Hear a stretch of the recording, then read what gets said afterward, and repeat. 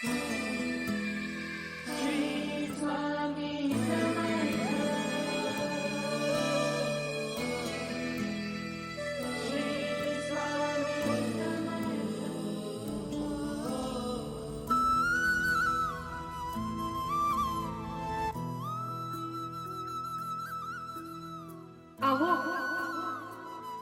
अहो बोल.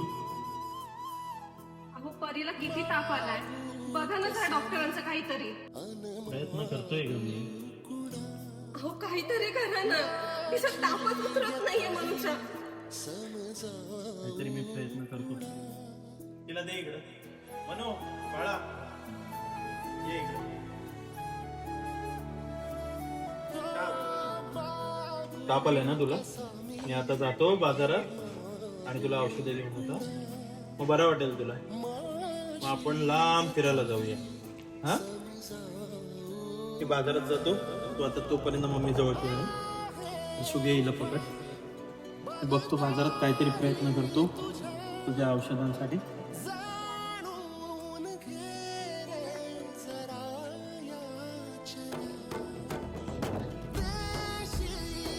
काय परिस्थिती आली माझ्यावरती. आज माझ्या मुलीला दवाखान्यात नेण्यासाठी माझ्याकडे पैसे नाहीत. तिला गोळ्या औषधं आणू शकत नाही. देवा, अशी परिस्थिती नको रे. जीव द्यायची इच्छा होते, पण माझ्या मुलीसाठी मी जगतोय. तूच आता कर रे काहीतरी.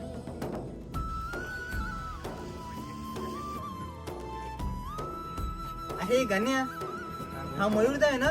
हो रे, मयूर दादा आहे. असा काय इथं बसतो? अरे हा असं बसलेला असतो नेहमी, काय बघावं ते विचारत असतो, टेन्शन मध्ये असतो. चल जाऊया. एवढा कसं टेन्शन घेतलाय?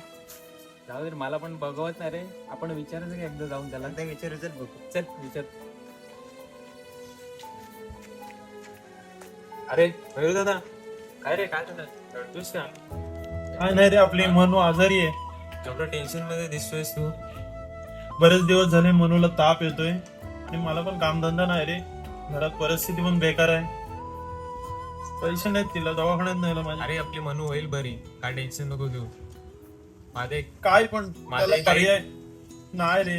काय सगळे पर्याय संपलेत माझ्याकडनं. काय करू मी? माझं एक ऐक, तू मठामध्ये जाऊन ये स्वामींची. आज गुरुवार पण आहे. तू मनू आणि वहिनी तुम्ही तिघही जाऊन या. आमच्या इथले काका पण आजारी होते, ते पण स्वामींचे इथे जाऊन आले मंदिरात. स्वामी सगळं ठीक करतात रे. माझं ऐक, मी बोलतो तिच्याशी. एकदा तुम्ही जाऊन या.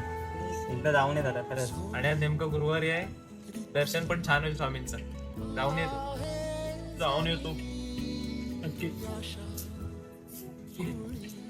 हे बघ दादा, होईल सर्व नीट.